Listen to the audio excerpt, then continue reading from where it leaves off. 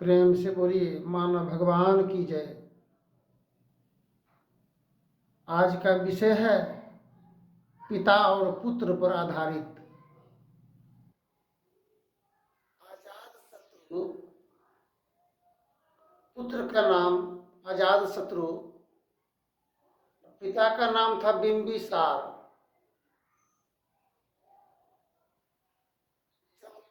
अजातशत्रु जवान हुए, युवा जवान, पिता के सिंहासन को अपने कब्जा में लेने के लिए, राजगद्दी का मालिक बनने के लिए पिता पर आक्रमण किए। आक्रमण किए जो भी कमांडो सैनिक फोर्स था, पलरा भारी। अजातशत्रु पुत्र का होने के कारण सभी कोई समर्थन दिए पुत्र का। आज भी संसार में युवा जवानी में बाल बच्चों का ही समर्थन देने में सभी लगे हुए हैं। देवी देवता भगवान जो भी करना है जवानी में, जवानी का बहुत बड़ा महत्व है। पिता को बंदी बना दिए, युद्ध किए पिता से, पिता का हार हुआ, बंदी कारागृह में बिंबिसार को डाल दिए पुत्र अजातशत्रु।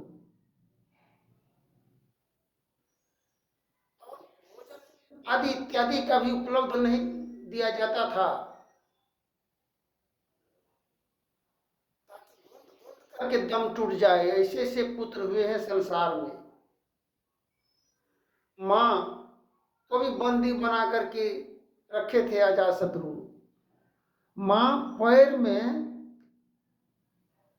विटामिन तत्व, पोषक तत्व गुड़ में मिला करके पैर में लगा करके तब जाती थी अपने पति देव से मुलाकात करने हेतु।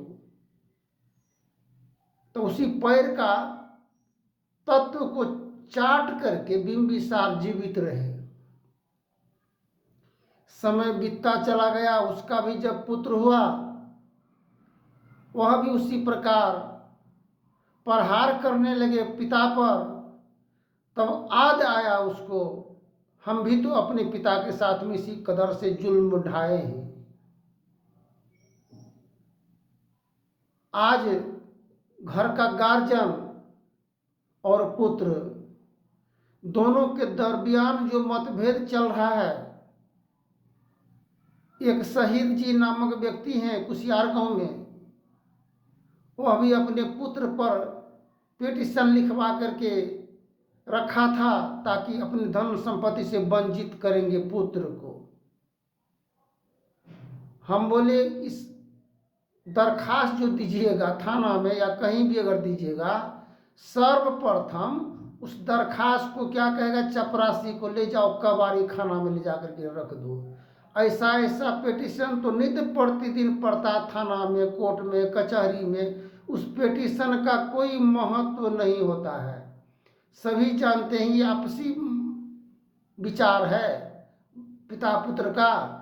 जिस प्रकार आग लगाते हैं घूरा में, ताव तो तुरंत होता है, आग प्रज्वलित होता है, किंतु बुता भी जाता है उतना ही जल्दी। तो ये अहंकार की तेज प्रचंड धाह ताप है, ये तो समय के साथ ही अस्थिर भी हो जाता है, बुता जाता है, सभी जानते हैं। किंतु इस समस्या का निवारण और समाधान होगा कैसे? माघ काले बाघ भूखा, महर्षि में ही परम जी महाराज की वचन है। बचो ध्यान की दावरे। सास को समझने में, ससुर को समझने में, पुत्र पुत्र वधू को समझने में समय लगता है। एक घर की छोटी मोटी दास्तान है। जब आई पुत्र वधू, देखने के क्रम में लड़की को पूछा गृह स्वामी ससुर कि जब जाओगी ससुराल तो मालिक बन करके रहोगी कि नौकर बन के?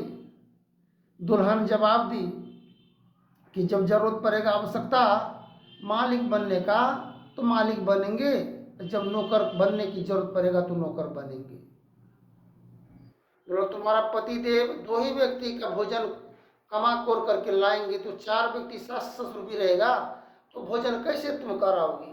बोली कि पहले सभी को भोजन करा करके बाद में ही भोजन करेंगे अथवा नहीं भी करेंगे। ससुर प्रसन्न हो गए। दान दहेज का क्या बात रहा, बात से तो बात मिल गया तो शादी विवाह हुआ। फिर ससुर जब आई दुल्हन घर में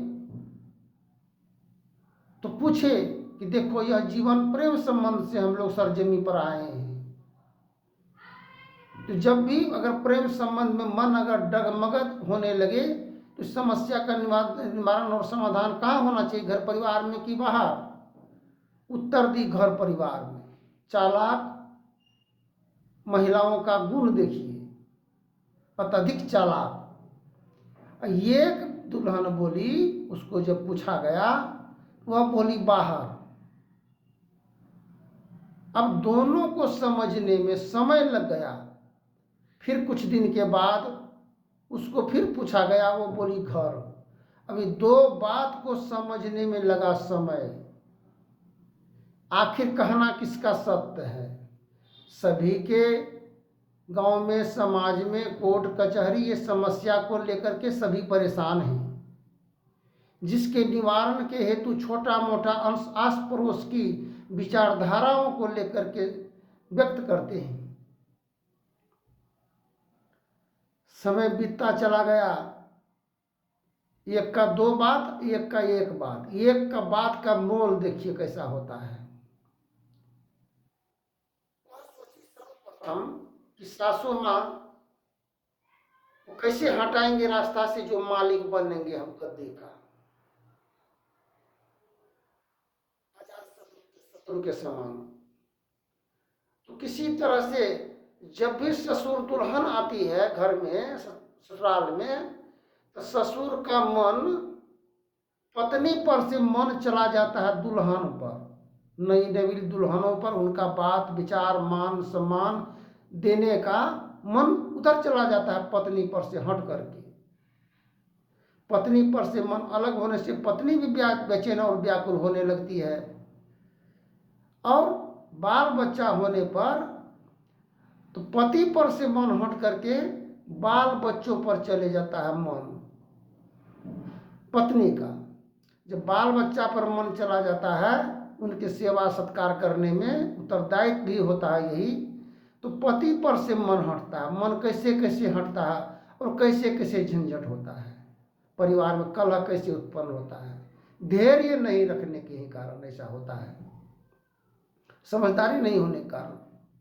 मन अंतर मतभेद होने के कारण पति पत्नी में उलझन और झंझट बरसने के कारण पत्नी पर से जब मन हट जाता है और जो पति अपने पत्नी का सुचारू ढंग से देख रेख और उनके विचार को व्यक्त नहीं समझते हैं, वो पति का दुर्गति और दुर्दशा होता है। एक बार पत्नी गाय माल रखी थी अपने, आगे समय पर बीमार पड़ेंगे तो इसकी से काम होगा। ससुर बोला धो क्या करोगे रख करके, अपना इसी सबको दे दो, अपना ये लोग चलाएगा बनाएगा, हम लोग को क्या है, अपना गुजर बसर बाल बच्चों के संरक्षण में जीवन बसर करेंगे। कितनों जो धर्म पत्नी होती है स्त्री, उनको आगे और पीछे सभी की जानकारी होता है, पूर्ण रूपेण जानकारी होता है क्या होगा नहीं होगा, किंतु पति के बस में पढ़ करके उनके निर्णय को स्वीकार करना पड़ता है। दे दिया। समय बीमार पड़ने पर उनका इलाज कराने में वही मेरा है वो मेरा है, हाथ खाली पड़ जाने से अंत हुआ जीवन का। ससुर बचा। अब ससुर को भी जीते जीवन जो है उसका घर श्मशान के समान बन गया। एक तो ऐसे ही मरघट और श्मशान घर बना हुआ होता है, जिस घर में मांस मछली आदि इत्यादि का सेवन होता है, पकाए झरकाए जाते हैं, खाए जाते हैं। उस घर में राक्षसी प्रवृत्ति का वास होता है, ज्ञान बुद्धि का विनाश होता है। समय के ही उपरांत ससुर पर अनैतिक संबंध के द्वारा उसको घर से निष्कासित करने की कार्य की। किंतु साहसी व्यक्ति थे, वो डरता नहीं था। सत्य व्रत में आप हो अभिशाप क्या करे, गुरु हरि चरण में प्रीत हो युग काल क्या करे। किसी का परवाह नहीं करता है, झुकना नहीं चाहते हैं, ना किसी को झुकाना चाहते हैं। उसमें भी डट करके मुकाबला करके विजय प्राप्त किए। इसलिए आओ वीरों मर्द बनो अब, जैल तुम्हें तजना होगा। मन निग्रह की समर क्षेत्र में सीधे तीर डटना होगा भाई, सीधे तीर डटना होगा। वक्त नहीं है ये गाफिल अब, गाफिल होकर सोने का। आओ वीरों मर्द बनो अब, जेल तुम्हें तजना होगा। पिताजी सोचा मन में, अब तो पुत्र का सत्ता हो गया, सोने काहे इधर उधर खट निकली जाएंगे, चलो बेटे के नजदीक खटो, गुलाम नौकर बन करके। भगवान कृष्ण को भी पांडु कृष्ण के सामने में नौकर बन करके भगवान को रहना पड़ा है। कई दृष्टांत को ऐसा देखा गया, भगवान को नौकर बनना पड़ता है। नौकर बन करके रहने लगे, बोला देखो जीवन भरण पोषण के लिए आए गए एवं के लिए 100-200 दे देना, खटते हैं करते हैं। किंतु वहां पर तो था बात और भी, बोला इसको झंझट लगा कर हटाओ, बाहर का आदमी खटेगा वो सही है, उसको पैसा देंगे, लेकिन घर का आदमी को पैसा नहीं देंगे, वो खटे चाहे नहीं खटे। तो वैसे हालात में बहुत ऐसे गार्जियन को जो बाल बच्चों से मन परेशान होता है, तबाही इतना बरसाना शुरू करता है। जवानी का कहर कैसा होता है समझ में नहीं आने के कारण बाप माँ पर जुल्म जब बरसाने लगते हैं, तब बाप माँ अपना जमीन जायदाद बेचने का कोशिश करते हैं। एक समय में मन होता है खरीदने का, एक समय में मन होता है बर्बाद करने का, बेचने का। रामपुर कोदरकट्टी में राम जानकी ठकुरबाड़ी में 154 बीघा जमीन को दान दे दिया, इसी पारिवारिक कलह के कारण। अंत में भीख मांग करके मरना पड़ा, ज्ञान नहीं होने के कारण। जमीन जायदाद तो रहा नहीं, करेगा क्या, दान दिए, बाल बच्चा भी का भी दुर्गति हुआ, उसका ही नहीं, बाल बच्चा जो तबाही गुजार रहा था उसका भी दुर्गति, वो भी बेघर हो गए। अब माँ बाप भी भीख मांग करके इलाज के बिना दम तोड़ दिया। तो कहने की तात्पर्य यह है, वैसे समय में गार्जियन को थोड़ा सा धैर्य रखने की जरूरत पड़ता है। धैर्य से बहुत सफलता।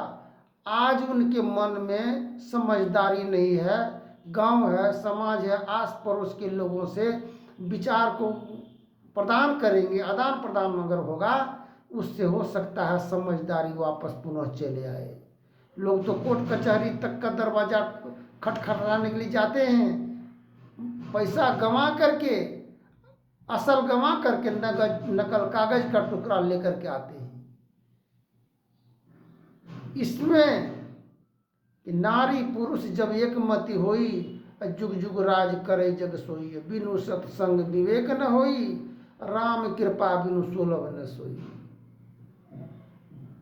तो पिता पुत्र का यह कोई एक बेटा अगर नहीं देखता है, एक बेटा को संरक्षण नहीं देता एक भाई को, तो पिता सोचते हैं चलो भाई इसको ऐसे समझाने से नहीं समझ रहा था, एक ठोक और आगे बढ़ा दो, वो जब ऊपर उठ जाएगा तो अपने नीचे होने पर उसको समझदारी हो जाएगा। किंतु जो ऊपर जो उठ जाता है, जो वो सभी को लेकर के डूबने की कार्य करने लगते हैं। ऊपर उठने का मतलब है कि सभी की रक्षा करना। जिस प्रकार राष्ट्रपति, प्रधानमंत्री, एमएलए, एमपी ऊपर उठ गए, और सभी की उत्तरदायित्व के निर्वहन हेतु ऊपर उठे हैं और उठाए गए हैं। किंतु ऊपर बाल बच्चा जब उठ जाता तो एक भाई को हरासमेंट और परेशान करने की चाह करते हैं, भाई को ही नहीं माता पिता को ही, और अपने पत्नी को मालिक बना करके अपने आप को भी पतन की ओर जीवन को नष्ट करने में लग जाते हैं। और जब पति का जीवन का अस्त होता है तो पत्नी का जीवन का नष्ट नाबूद होने में देर नहीं लगता है। धन्यवाद। जय हिंद, जय भारत। आगे के प्रसंग में बोलेंगे।